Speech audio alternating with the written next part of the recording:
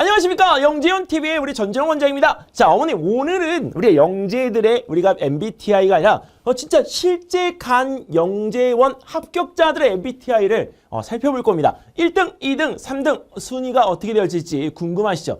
뭐 사실 MBTI를 순위를 갖다 매기기는 좀 그렇지만 그래도 합격자들이 가지고 있는 이 MBTI의 성향에 대한 이 부분을 참고하는 데 있어서는 매우 도움이 될 것 같습니다. 자, 근데 어머님들이 알고 계시는 그 세 가지 다를 수도 있습니다. 보통 우리가 스파크형이고 아이디어 뱅크형이고 이런 친구들이 영재원을 많이 갈 것 같죠? 과학자형 많이 갈 것 같죠? 자, 근데 그게 또 다르더라고요. 실제 우리가 이 부분에 모든 학생들을 대상으로 한 건 아니고요. 합격한 친구들의 MBTI 자료만의 근거로 해서 2014년부터 2019년까지 자료를 갖다가 이렇게 분석해 보았습니다.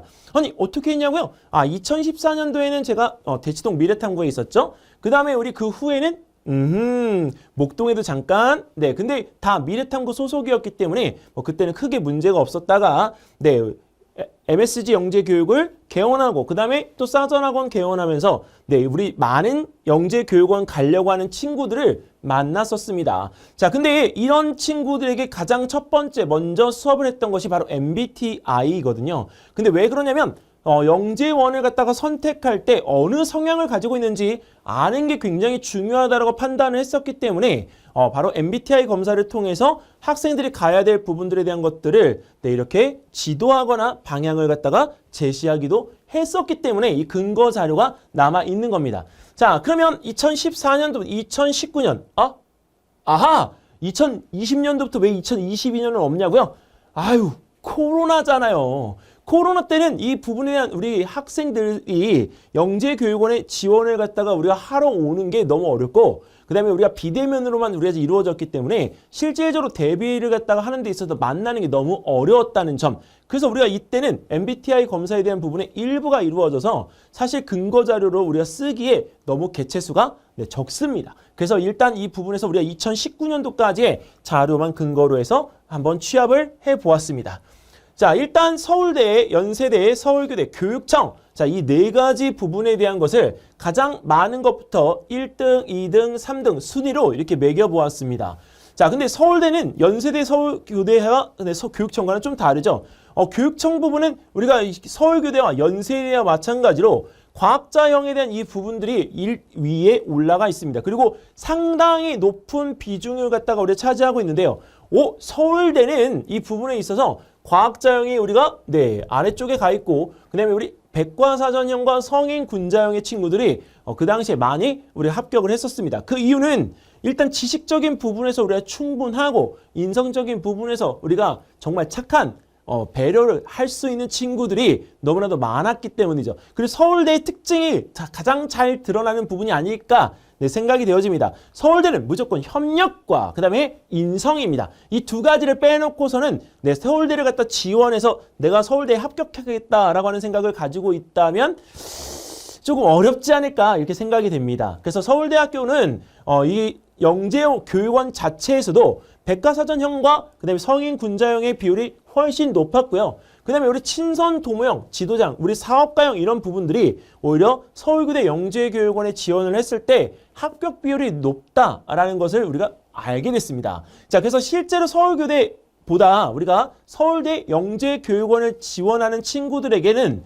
이런 부분에서 다양한 좀 기질을 가지고 있으면서 사회적 공헌도를 높일 수 있는 배려심을 가지고 있는 친구들에게 적극 권하고 싶습니다.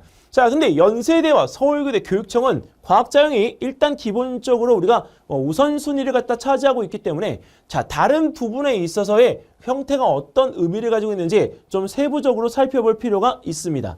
자, 그래서 서울대는 아까 방금 전에 말씀드렸던 것처럼 순수영재, 정말 우리 순수함을 가지고 있는 영재라는 표현도 좋습니다. 그래서 영재 성향의 기질을 가지고 있는 학생한테는 최고의 베스트. 자, 그 다음에 탐구적 성향을 갖다가 중시하기 때문에 우리가 입학을 갖다가 한 뒤에도 이 탐구에 대한 부분들에 대한 것들을 교수님과 계속적으로 이렇게 토론해 가면서 바로 수업이 진행되어집니다. 그래서 이 서울대학교 영재교육원에서 진행되어지는 수업은 일반 영재교육원에서 진행되는 수업과는 약간 차이가 있습니다. 자, 그 다음에 학습적인 준비 상관없다. 이 얘기는 무슨 얘기냐? 보통 우리가 중등 영재교육원이고 우리나라 최고의 우리 학부에서 운영하는 영재교육원이기 때문에 여기는 진짜 선행학습을 막 엄청나게 많이 해야 되지 않을까 이런 생각들을 가지고 있는 경우들이 많죠. 근데 그렇지 않다는 것. 더군다나 이번 코로나 때는 영재교육원에 대한 이 부분이 실질적으로 우리가 그 선발하는 과정에 있어서 그 모집 인원 자체에 대한 이 부분에 우리 누락들도 있다 보니까 사실 원활하지 않았습니다. 그래서 아마 영재교육원 선발 과정에서 지필로 일순간 돌아서지 않을까라는 예상도 해보지만 실제로 서울대학교 과학영재교육원에 지원하는 초등학교 6학년이나 그 다음에 우리 그렇죠 중학교 1학년의 경우에는 이 학습적인 준비에 대한 이 부분이 너무 빠르지 않아도 괜찮다는 점만 염두에 두시면 좋겠습니다. 자, 그 다음에 연세대학교는 서울대학교 과학영재교육원하고는 완전히 반대입니다. 일단 학습적인 준비가 된 인재를 선발하고자 하는 이 성향 자체가 굉장히 강하기 때문에 선행학습에 대한 일부가 이루어져야 하고요. 그 다음에 이 부분에 대한 수업의 시작에 있어서 수학 심화 같은 경우에는 수원 과정부터가 바로 수업으로 들어간다고 생각하시면 될 것 같습니다. 그리고 과학 같은 경우도 중등과학 심화를 넘어서서 바로 고등과정에 대한 물리원, 화원 수업부터 진행이 되어지기 때문에 학습적인 준비가 되어져 있는 친구들이 지원하게 되는 게 맞다. 그런 면에서는 당연히 이 과학자형이라는 이 부분에 대한 어떤 MBTI가 나오는 게 맞죠. MBTI 이 부분에서 과학자형이 우리가 나오는 경우에는 정말 어릴 때 하는 그 MBTI 검사에서 무엇이 우리 좌지우지하느냐? 바로 수학 과목이 좌지우지합니다. 그래서 수학 선행이 많이 되어 있는 친구들의 약 한 7, 80% 정도가 다 과학자형인 바로 ENTJ와 INFJ라는 형태의 바로 유형이 나오게 됩니다. 근데 이 수학 선행 정도에 대한 이 부분이 우리가 논리적 사고적인 부분에 대한 것들을 담당하기 때문에 그런 것도 있지만 일단은 그 심화학습이 많이 되어질수록 냉철되어지는 이 부분들이 있기 때문에 이런 유형을 띱니다. 그래서 연세대학교 같은 경우에는 학문적 심화학습에 대한 이 부분이 가능하도록 수업을 진행하고 있고 그리고 수학적인 기본 능력에 대한 부분을 중시하는 기조이기 때문에 연세대 과학영재교육원을 지원하는 학생들이라고 한다면 이런 MBTI 유형을 가지고 있다라고 하는 것을 참고해 두시면 좋겠습니다. 자, 이번엔 서울교대입니다. 서울교대에서 서울대학교 과학영재교육원으로 이렇게 한 번에 로드맵으로 올라갈 수 있는 유형인데 아까 유형이 다르죠. 근데 그거는 합격자들, 선생님이 데리고 있는 합격자들, 제가 데리고 있는 합격자들에 대한 예를 우리가 본 거기 때문에 모든 학생들에 대한 이 성향을 다 파악한 건 아닙니다. 그러니까 참고만 해두시기 바라겠습니다. 자, 그리고 ENTJ나 INFJ 여기도 똑같은 과학자 유형들이 많고요.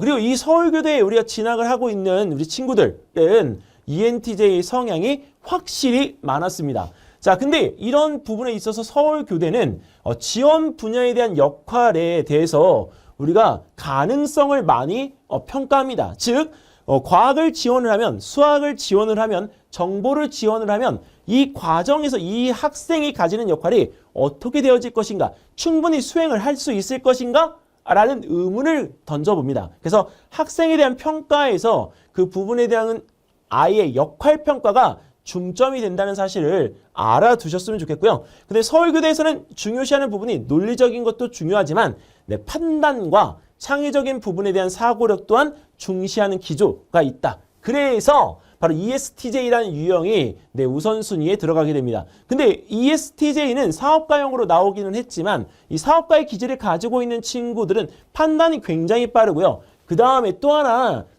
확실히 자기 중심적 사고에서 현실적 대안을 내놓는 경우가 많습니다. 그래서 이런 사업가형의 ESTJ나 또는 아이디어 뱅크형 같은 경우에는 서울교대 특징들이 다분하기 때문에 초등학교 3학년 그다음에 초등학교 4학년 이런 유형들의 우선순위가 나오면 반드시 서울교대를 원서를 꼭 쓰시기 바라겠습니다. 자, 이번엔 교육청입니다. 대학부설과는 다르게 우리가 이 교육청이라는 이 부분에 대한 MBTI 검사 꼭 필요할까? 이렇게 우리 생각이 되어지지만 실제로 교육청도 우리가 교육청 영재교육원도 영재교육을 담당하는 곳이기 때문에 영재들이 모이는 특징들에 대한 것들은 거의 다르지 않습니다. 단 여기는 이 부분에서 선행에 대한 이 비율이 적기 때문에 일단 여기 교육청 영재교육원에 지원하고 있는 친구들은 학습적인 흥미도가 굉장히 중요합니다. 1년이라는 이 시간 동안에 내가 공부해 나가는 동안 흥미를 갖다 잃지 않을 수 있는 유형들. 자, 그리고 또 하나 INTP나 우리가 ENTFP라는 아이디어 뱅커형과 스파크형이 오히려 대학부설 영재교육원과는 다르게 교육청 영재교육원에서 맞다라고 하는 우선순위가 나왔습니다. 근데 이 부분에 대한 것들은 융합적 인재에 대한 부분을 양성하고자 하는 영재교육원의 원래 취지와도 맞습니다. 그래서 내 아이가 스파크형이다, 아이디어 뱅커형이다, 막 뭔가를 쏟아내고 창의적이다 이렇게 하는 경우에는 너무 서두르지 마시고 교육청 영재교육원부터 차근차근히 우리가 밟고서 대학부설로 단계를 높이시는 것도 하나의 방법이 될 수 있습니다. 자, 이렇게 해서 우리가 이 MBTI에 대한 이 부분들을 합격자들이 어떤 유형을 가지고 있는지 자, 살펴봤습니다. 자, 그러면 MBTI 검사 우리가 어떻게 하면 좋을지 이제 실제로 한번 해보면서 해봐야 되겠죠. 근데 누구를 하죠? 그렇죠. 저를 해봐야 되겠죠. 자, 저의 MBTI 공개해드리도록 하겠습니다. 관심이 없으면 어쩔 수 없지만 궁금하신 분들은 4편에서 또 만나도록 하겠습니다. 4편에서 우리 모두 MBTI 검사 함께 해보도록 해요.